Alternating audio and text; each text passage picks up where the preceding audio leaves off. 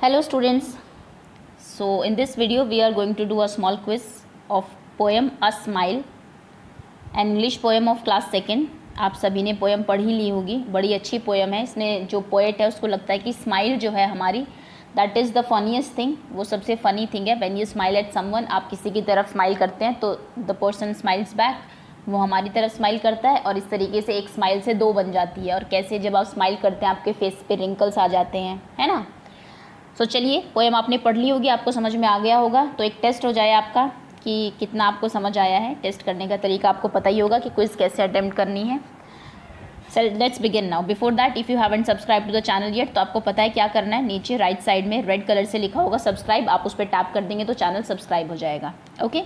और अगर आपका कोई फ्रेंड्स हैं जो कि आपकी क्लास में पढ़ता है, आप उसको भी वीडियो शेयर कर सकते हैं, ठीक है ना। लॉकडाउन में घर बैठे बैठे आपका थोड़ा सा रिवीजन भी हो जाएगा और आपका टेस्ट भी हो जाएगा कि आपको कितना समझ में आया है।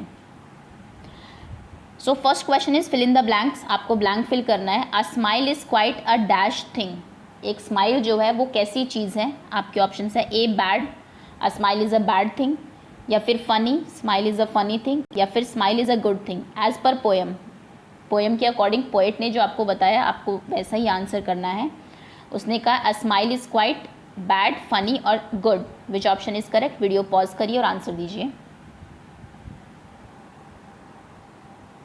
चलिए, आप आंसर कर चुके होंगे तो इसका हिंट देख लेते हैं। देखिए स्माइल, इसको देख के है ना फनी है बहुत, है ना, देख के आपको हंसी आ रही होगी इसको, because the person is smiling in weird way, बहुत ही वियर्ड तरीके से स्माइल कर रहा है।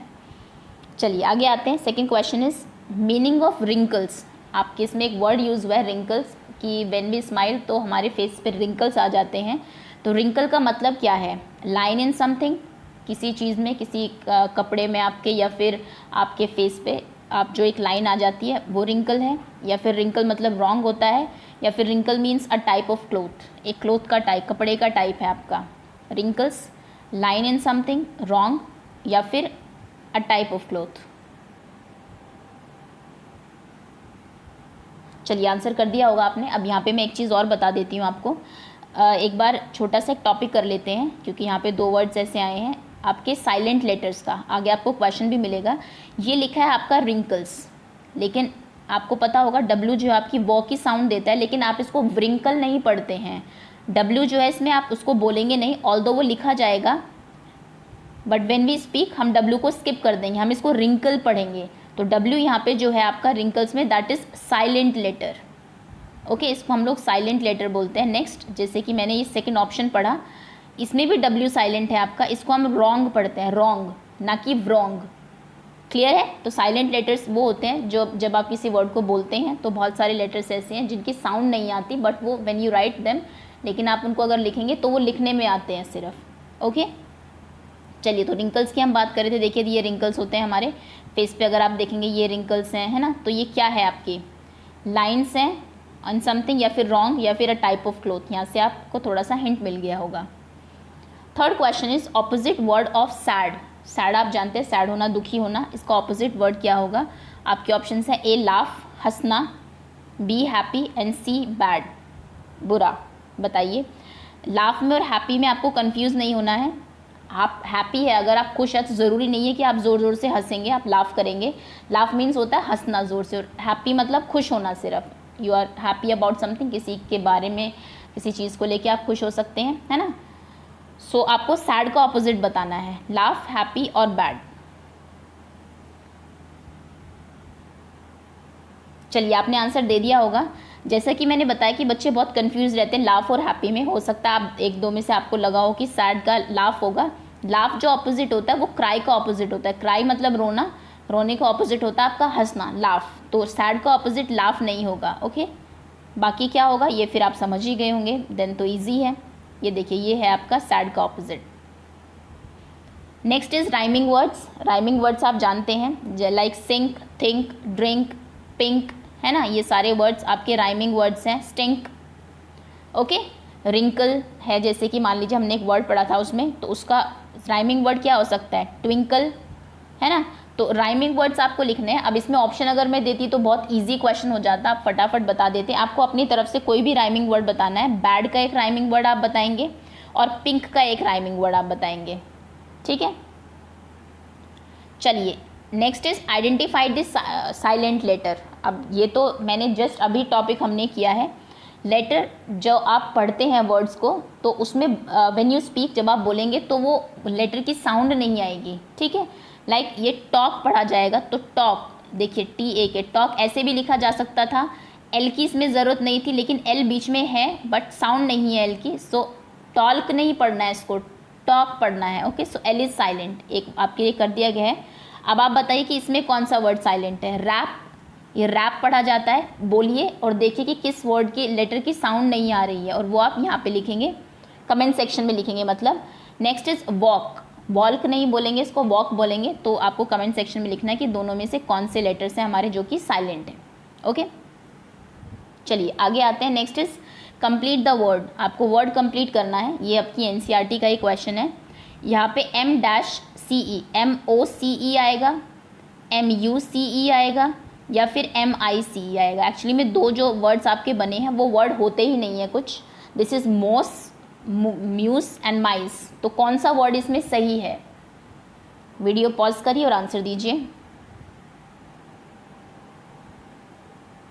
चलिए आंसर कर दिया होगा आपने। देखिए ये इनकी बात हो रही थी, ये क्या है आपके, एक होता है तो आप उसको माउस बोलते हैं, आपको पता है ये चीज़, इसमें आप बहुत मिस्टेक करते हैं। माउस लिखा है, मान लीजिए मैं इसका प्लूरल बोलूँ तो कई बच्चे कहते हैं कि ये माउसेज है, माउसेज कोई वर्ड होता ही नहीं है एक्चुअली में। माउस जो है उसका प्लूरल, माउस मतलब एक चूहा, उसका प्लूरल होगा माइस, माइस मीन्स बहुत सारे चूहे। ओके, तो इस चीज़ को ध्यान रखना, माउस का ऑपोजिट माइस होता है general, sorry not opposite, plural.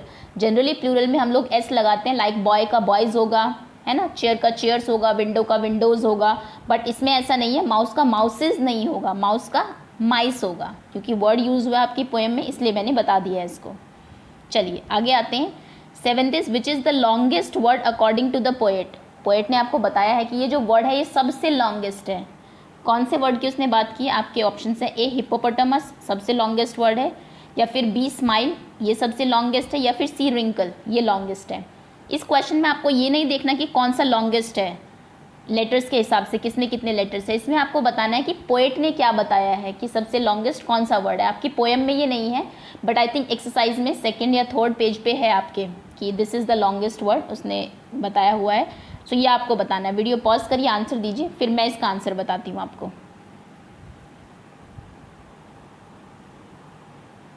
चलिए आंसर कर दिया होगा आपने। तो पोएम में जो पोएट ने बताया है कि सबसे लॉन्गेस्ट वर्ड जो है आपका, दैट इज स्माइल, स्माइल्स, क्योंकि उसने ये कहा है, जो रीज़न दिया है कि यहाँ पे 2 S जो है आपके, उसके बीच में माइल है। माइल आप समझते हो, माइल मतलब डिस्टेंस होता है, जिसको आप मील भी बोलते हो, मैनी माइल्स, बहुत दूर, ठीक है। तो 2 S's के बीच में माइल आ गया, मतलब कई माइल्स की डिस्टेंस है, बहुत दूर है ये S, miles away, so that is why ये आपका लॉन्गेस्ट वर्ड हो गया। ओके, सो इसका आंसर आपका B होगा अगर आपने कुछ और दिया है तो। The correct answer is smiles. Okay, देखिए डिफरेंट टाइप की स्माइल्स भी आपको यहाँ दी हुई है, इमोजीज हैं आपके, अगर आप आजकल तो यूज़ कर ही रहे हैं, व्हाट्सएप पे मैसेज भेजते होंगे तो ये आपके आते भी हैं। Next is identify the noun in this sentence. आपको एक सेंटेंस दिया हुआ है, आपको उसमें नाउन आइडेंटिफाई करनी है। वेरी इजी टॉपिक, नाउन मैंने अभी आपको ग्रामर में कराया है, तो होपफुली आपको समझ में आ गया होगा। नाउन आपके नेमिंग वर्ड्स होते हैं। तो देव इज़ अ ब्रेव बॉय, देव जो है वो एक ब्रेव बॉय है, बहादुर बच्चा है। इसमें बताइए कि नाउन क्या है। आपके ऑप्शन है इज, ब्रेव और देव, A, B और C, which option is correct? Video pause करिए और आंसर दीजिए। Very easy question. चलिए आंसर कर दिया होगा आपने। अब आगे आते हैं। Next is what happens when you smile at someone. Poet ने बताया है कि जब आप किसी की तरफ स्माइल करते हैं तो क्या होता है। ही स्माइल्स एट यू, वो भी आपकी तरफ स्माइल करता है, या फिर ही गेट्स एंग्री, वो गुस्सा हो जाता है जब आप किसी की तरफ स्माइल करेंगे, या फिर डज नॉट रिएक्ट, वो कोई रिएक्ट ही नहीं करता, आपने स्माइल किया उसने कुछ नहीं, कोई रिएक्शन नहीं दिया। बताइए एज पर पोएट क्या होता है। वैसे आपने एक्सपीरियंस भी किया होगा, अगर आप जा रहे हैं आप किसी की तरफ स्माइल करें हल्की सी, तो द अदर पर्सन, दूसरा पर्सन क्या करेगा, आपकी तरफ वो भी स्माइल कर देगा, या फिर वो एंग्री हो जाएगा आपके कि क्यों स्माइल किया, फिर कुछ भी रिएक्ट नहीं करेगा। A, B और C, which option is correct? Answer करेंगे आप कमेंट सेक्शन में। चलिए आंसर कर दिया होगा आपने। देखिए द अदर पर्सन ये दूसरे जो सेकंड पर्सन है उसके एक्सप्रेशन हो सकता है ऐसे हो when you smile at them. Last is opposite of funny. Funny मतलब होता है एक ऐसा आदमी जो बहुत फनी मतलब बहुत ही जोक्स एंड ऑल सुनाए आपको, या फिर बड़ा ही मजाकिया जो होता है ना। इसका ऑपोजिट क्या होगा? सैड, दुखी, बोरिंग, जो बोर कर देता हो, या फिर हैप्पी, खुश। ऑपोजिट यानी कि उल्टा बताना है आपको फनी का। ए, बी और सी, विच ऑप्शन इज करेक्ट? आप आंसर दीजिए, फिर मैं आपको आंसर बताती हूँ। ओके, तो जो फनी है आपका, इसका ऑपोजिट सैड नहीं होगा। हो सकता है आप में से एक दो बच्चों को लगाओ कि एक फनी है बच्चा, दूसरा सैड है, तो वो ऑपोजिट है, ऐसा नहीं है। फनी का ऑपोजिट होता है boring. A person is funny, एक पर्सन फनी हो सकता है, दूसरा उसका ऑपोजिट अगर है फनी नहीं है तो यानी कि वो बोरिंग है फिर। ओके, तो बोरिंग नहीं बनना है आप लोगों को, फनी बनना है। चलिए, thank you so much for watching. Hopefully आपने जो क्विज दिया उसमें मोस्ट ऑफ द क्वेश्चंस आपको आते हैं, अगर नहीं आते हैं तो आप प्लीज़ दोबारा से एक बार पोएम पढ़ लीजिए। चलिए, थैंक्स फॉर वॉचिंग।